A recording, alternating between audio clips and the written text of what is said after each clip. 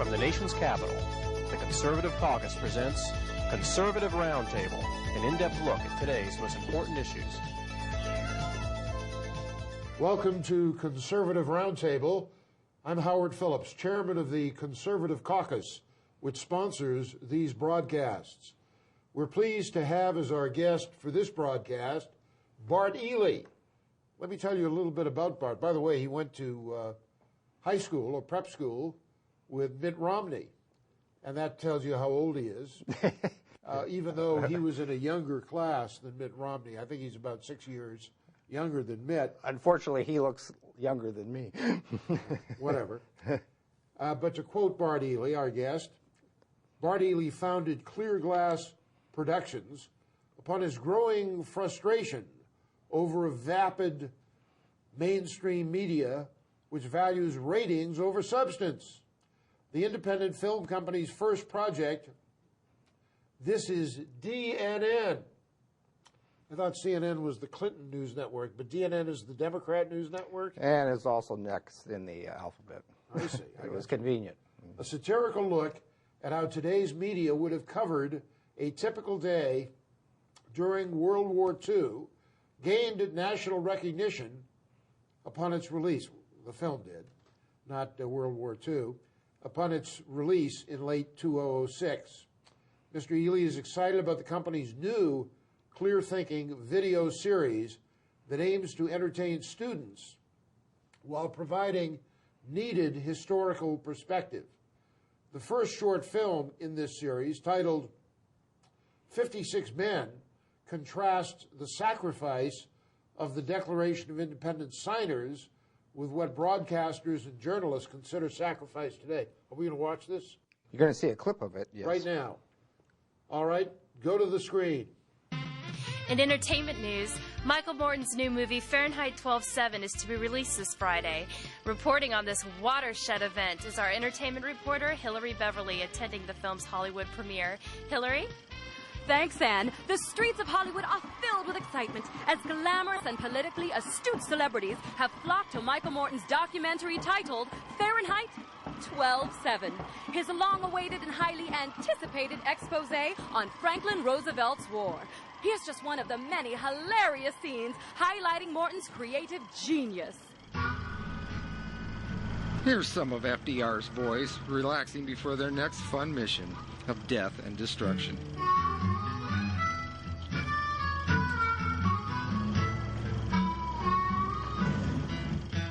Yep, I guess you could say that Franklin Roosevelt's New Deal is a great deal for some people. People who make bombs, bomber artists, and the entire U.S. military.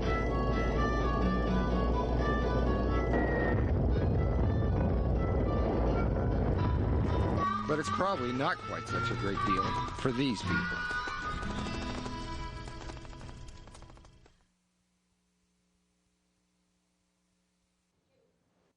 That was DNN that you watched. It was not 56 Men, but you'll see that next. Tell me about the DNN clip. I made DNN essentially for two reasons. One, because I didn't feel there was any sort of perspective coming out of the media about our conflicts. And secondly, because I wanted to do it as a gift. I was about 30 miles away. I live about 30 miles away from Fort Bragg, and they're very, very frustrated with the way the media has covered the Iraqi war. It wasn't a story about Iraq. It was a story about media perspective. Here's the thing, Howard. So basically you said if the media covered World War II the way they're covering Iraq, this is what it would look like. The question is, could we have won World War II with the media of today? For 2 years, we got, or 3 years out of the mainstream media, we got... Well, we would have, because the media loved Stalin. Well, that's a possibility. And as a matter of fact, the New York Times, I had a fellow named Walter Duranty covering the Soviet Empire under Stalin's leadership, and they did everything they could to lie about him and make him look good. Well, and that's why, despite the hypocrisy of the media, because of their sympathy for the Soviets, that's interesting. They would have had a fair and balanced view I of understand. World War II. But anyway. I understand. But what I was saying about it was that the people at Fort Bragg were complaining that this was the extent of the coverage on the Iraqi war every night. We lost 2 today. We lost 3 today. We lost 2 today. Drip, drip, drip. I respect whatever anyone's opinion is about the Iraqi war. That's sort of like waterboarding. Exactly, exactly. Or Chinese water torture. Yeah. But the fact is that we lost 300 a day during World War II. So I can imagine if Katie Couric or Brian Williams said, we lost 350 today, we lost 300 today. Or Charles Gibson. Yeah, exactly. We lost 300 today. The American public would have said, I want out of Italy, I want out of Germany, essentially. And I said, I want some perspective here. Now, I did it in a satirical way, but good satire is based in truth, essentially. So we got a tremendous response. I have a 92-year-old aunt that I take care of who adores William Buckley, and so she loves my projects. And we're having dinner one night because I cook for her, and I sent it out just on a lark. And I'm eating there, and Britt Hume is showing a clip from DNN, and it's initiating a panel discussion with Fred Barnes and Nina Easton and Morton Kondrake, and Kondrake and Nina Easton didn't get the point. They thought I was making a comparison with the Iraqi war. That wasn't the point. Fred Barnes and Britt Hume got it, and they loved it, and I really appreciated that. Isn't that interesting? Yeah. Well, I know all of those folks. As a matter of fact, I used to co-host a radio program with Morton Kondrake, and Nina used to write for the Boston Globe before she went to Fortune magazine. She's a very nice gal. I see. Yeah. Well, tell us about 56 Men. Okay, 56 Men is a more serious project. Its origin was, of this internet, there's an internet article that comes out every year. I think it's anonymously because I want to give this person credit, whoever wrote it, but essentially talks about the sacrifice of the signers of the Declaration of Independence. Well, my sister last 4th of July was reading it to me as I'm cooking for my aunt again in her kitchen, and she's reading it to me, and I'm saying, this would be really good 10-minute video. And I said, it's so important nowadays that kids who don't read much anymore, that they get some sort of stimulus, some sort of video stimuli. Let's make a movie out of this. Let's get it into private schools. Let's get it into parochial schools. Let's start a discussion. Because when don't forget the homeschools. Exactly. Because this is what you hear about in terms of sacrifice. A Hollywood actress saying that she turned off the water while she shaves her legs, and this helps global warming. Or a Hollywood actress that says she uses biodegradable diapers for her kids. That's fine. But I want these kids to know what real sacrifice is. And when you hear the story of the signers of the Declaration of Independence, it brings a tear to your eye. Talk about one of them, Thomas Nelson. Thomas Nelson, Virginia statesman, essentially General Cornwallis took over his home during the Battle of Yorktown. It was British headquarters. Exactly. And the Nelson's compatriots were a little bit reticent to put their own cannons onto Nelson's house. And Nelson said, give me the cannon, I'll fire myself, essentially. And that's sacrifice. He was a great man. And then, in addition to that, he pledged $2 million of his own estates, to fund the revolutionary cause. Peacetime Congress after that, and this will say this right here pretty specifically if we show this clip. Let's watch it right now. Okay. A famous Chinese proverb states, it is better to light a single candle than to curse the darkness. Few actually do, because cynicism requires little effort, little intellect, and little responsibility. So for those who prefer to wallow in the dark, let us remember their right to do so as American citizens, a right given to them by these very same gentlemen. But most Americans will always prefer candle lighters to darkness cursers.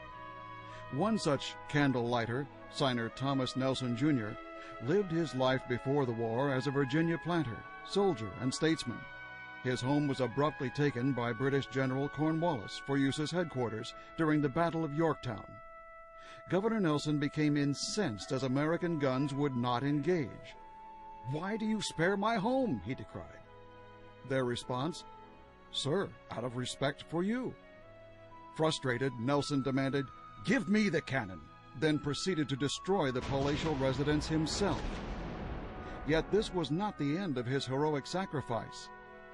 Nelson raised $2 million, pledging his own estates to support the revolutionary cause. His property was forfeited when a peacetime Congress refused to honor that debt. Thomas Nelson Jr. died a few years later, bankrupt at age 50. Bart, years ago, when Rush Limbaugh was not a household word and was on, I think, one radio station in New York, he consented to be the main speaker at an event in New Jersey sponsored by the Conservative Caucus. And I will always remember someone in the audience saying, Rush, wait, you have a great show. What is the secret of your success? And he said, well, 3 words: entertainment, entertainment, entertainment. What you're doing is giving people history in an entertaining way. And by the way, those of you in the audience should know that never before was that clip of 56 men broadcast to the general public. So it was a first on Conservative Roundtable. You saw a tiny fraction of it. And when we come back after the break, tell us what we're going to see next. Okay. We're going to see a short clip of a new mini-series that's going to be broadcast on the web. And what's it about? And it's about a young, progressive, don't call her liberal, volunteer for the Democratic Party of fictional Eastchester County, New York. Okay, so this is a nonpartisan, bipartisan program you're watching. And the next clip after this break is going to feature not a liberal, but a progressive. Stay with us and we'll see what a progressive looks like.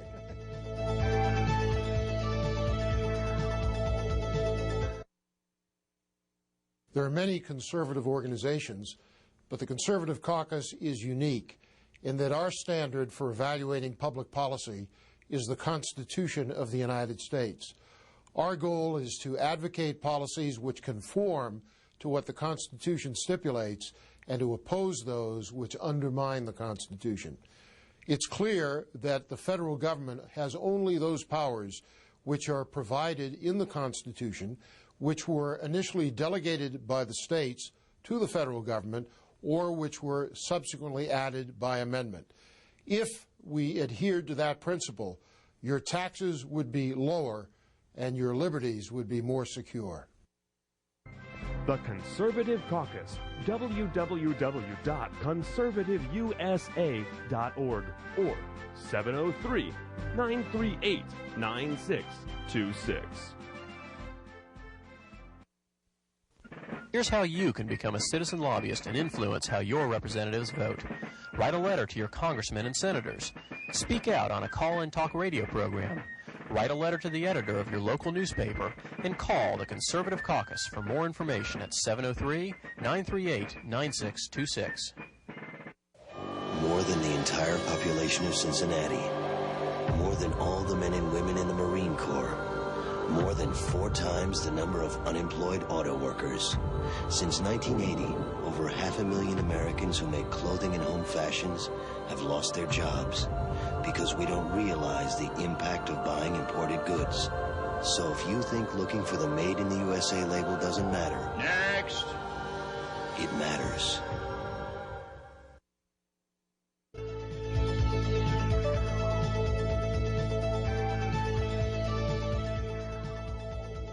Welcome back. I'm Howard Phillips, chairman of the Conservative Caucus, which sponsors Conservative Roundtable, and our guest is a man of many parts, Bart Ely, who has been a leader of ecotourism, a successful consultant, and someone who is now producing documentary films with a little bit of a humorous twist to confound not just the progressives, but even the liberals. Now, tell us about the next clip we're going to see. Well, the next clip, you talk about a world premiere. This was done Monday. It was finished Monday. Wow. It's going to be on our website starting next week, so you're going to be the first one to see it. Great. But it's essentially a story of a young, again, progressive, don't call her liberal, volunteer of Eastchester, Democratic volunteer of Eastchester County, New York. How did you meet her? How did I meet her? No. I just created her. Essentially, I met her right here. So in other words, this is not a real person. No. This is a fictional character. I wrote a movie script. I got you. And Howard, I decided it was a lot easier and a lot more financially, I was much more financially able to write a series of vignettes, little short stories to put on our website. Another good reason about that is if she's going to campaign for, say, a Hillary Clinton or something like this, it allows me to be more topical.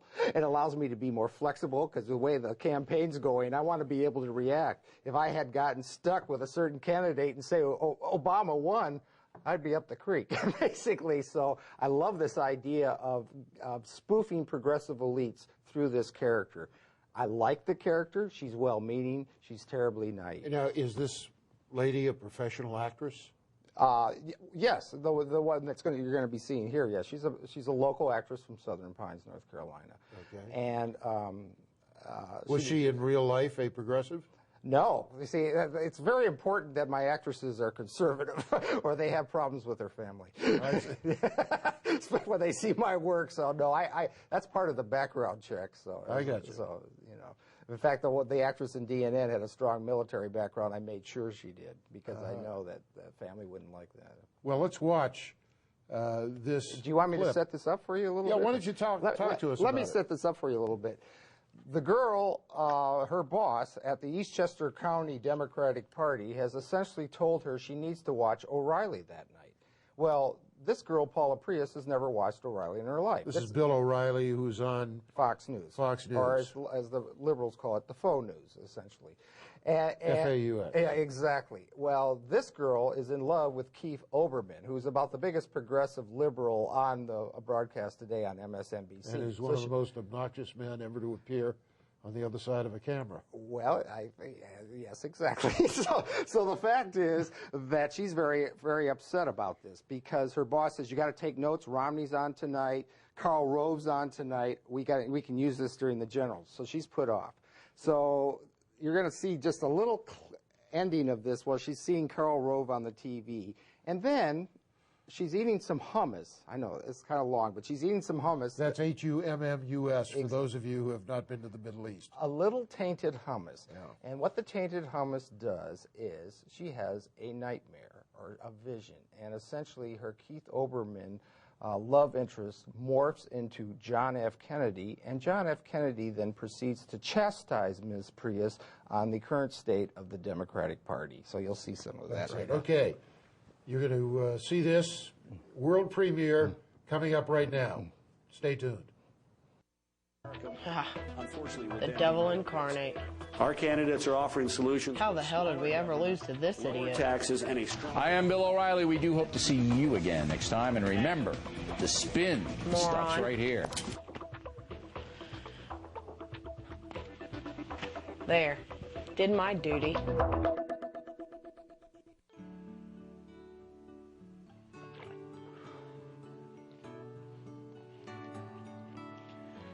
Good night, my sweet.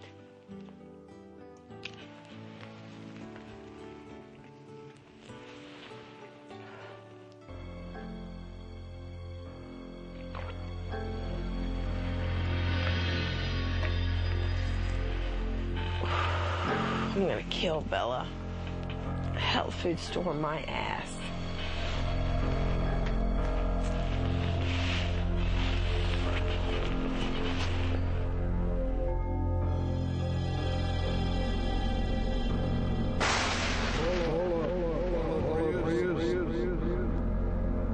What's wrong with this light? Oh my God. Keith, is that you? Paula, we need to talk. Speak to me, my darling. Paula, yes, my sweet. I said Paula Priesse. We need to talk. Oh my God, it's President Kennedy. Paula Priesse. I am the ghost of Democratic Party. Yes, sir. Miss Priesse, what the hell are you doing to my Democratic Party? You called this young lady Paula Priesse. She might as easily have been called Elizabeth Edsel, but for whatever reason, you didn't use that name. But how can people watching this broadcast who got just a snippet of this thing, how can they watch the whole thing? This episode, which is about 10 minutes long, will be on our website, Clearglass. By the time this show is broadcast. At clearglassproductions.com. Exactly. It will be on our website by the time this show is broadcast. Exactly. Say it again. Clearglass.com. Clearglassproductions.com. We'll give that again later. Right. Now, how many of these are you going to produce? I don't know. It depends on how much money I have, Howard. Essentially, what does it cost, and where do you get the money? Each episode's different, basically from that standpoint. So the fact is that I'd like to do them once every 2 months. I'd like to do it during the election because it would be really fun to use this character and her reactions to what's going on in the campaign. I love using fictional characters as a vehicle for editorial comment, and that's what I'm going to do with this one. And I love this character. Again, I like her. I don't think she's a bad person. Sure. She's just naive. And she's very fuel efficient. Exactly, because she's a Prius. I was going to call her Paula Clueless, but that's already been a movie called Clueless, and I thought Prius is better. Sure. It really captures that sort of progressive elite, sort of upper middle class. And we have to show respect even to those with whom we might disagree. Exactly. But some of the people that she works with are obnoxious, but I'm going to make her a lovable character. Well, what are some of the other ideas that you plan to implement? My most ambitious project is going to be called A World Without America. And what I want to do is a documentary that essentially all the people in this country that say, oh, America's so evil, it's just so evil. I really see this vision where we do a documentary saying, okay, it never existed. And I can see the opening scene already. I can see kind of quick shots of modern-day America with these nanosecond flashbacks to a virgin forest where the birds are just chirping, essentially, and say, fine, you people, everyone that hated America, it never existed. Then I would love to have a really serious discussion from a geopolitical standpoint, from a global economic standpoint, even from a cultural standpoint, from a technological standpoint, from a medical standpoint. This is what the world might look like if we didn't exist. Now, can people make tax-deductible contributions to your effort? Do you have a 501c3? No, not at this point. Let me tell you something. I've been so involved in creating right now. Now I'm going to get serious about going to Washington and actually getting some people to help me distribute things and actually have some ideas. Seriously, because I've been so is this all your own money producing this? Pretty much, yeah, pretty much. And how are you going to attract more money? Well, that's why I want. Are you looking for investors? That's why I'm creating product right now. That's why I'm creating product. Are you looking for donors or stockholders or what? Partners? Possibly. I'll be going to I attend CPAC every year and stuff. When I only had one movie, DNN, that could have been a one-trick pony. I'm pretty confident now that we're developing a portfolio, that people see that we have a vision, that this Clear Thinking Student video series is totally different from this political satire. This Clear Thinking Student video series I want in private and parochial schools and eventually public schools, and I think we can do that. You should do a campus tour and get them all in colleges all over America. Well, absolutely. So we have a lot of ideas. We need to brainstorm how we can do this. Yeah. We have to take a break now. We'll be back, and we'll have some final words from Bart Ely, and he'll tell you how you can become involved in this very important effort. Stay with us.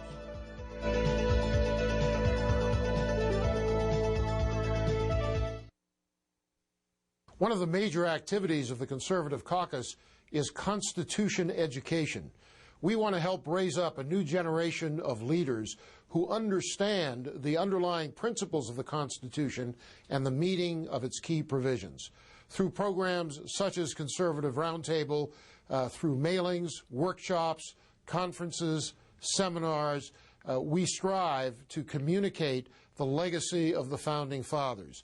Each year, we commemorate Constitution Day, September 17th.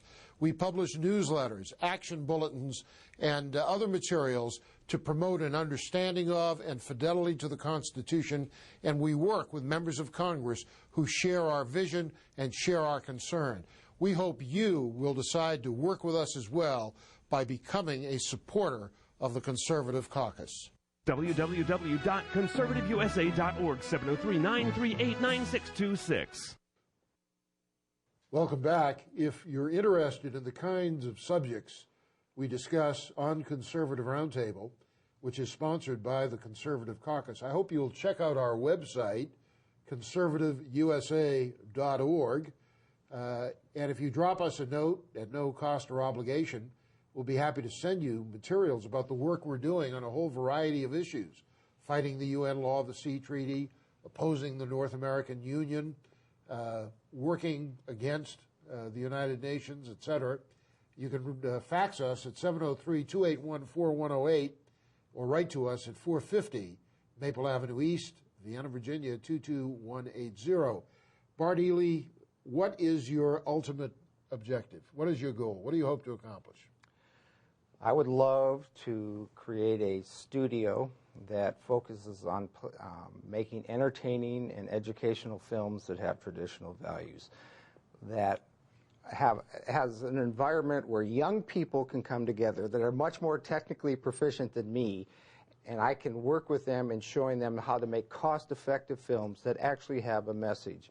Howard, there is a happy medium between the 2-minute junk you see on YouTube, that some guy falling off a roof, and the $100 million Hollywood budget. I've learned how to cost effectively produce a 15-minute film that has a message, and we can do that with young people. They need an environment where they can be creative and produce works that mean something. And you're not trying to get rich on this. You're trying to expose these. I just think there's whether it's on the internet or whatever means.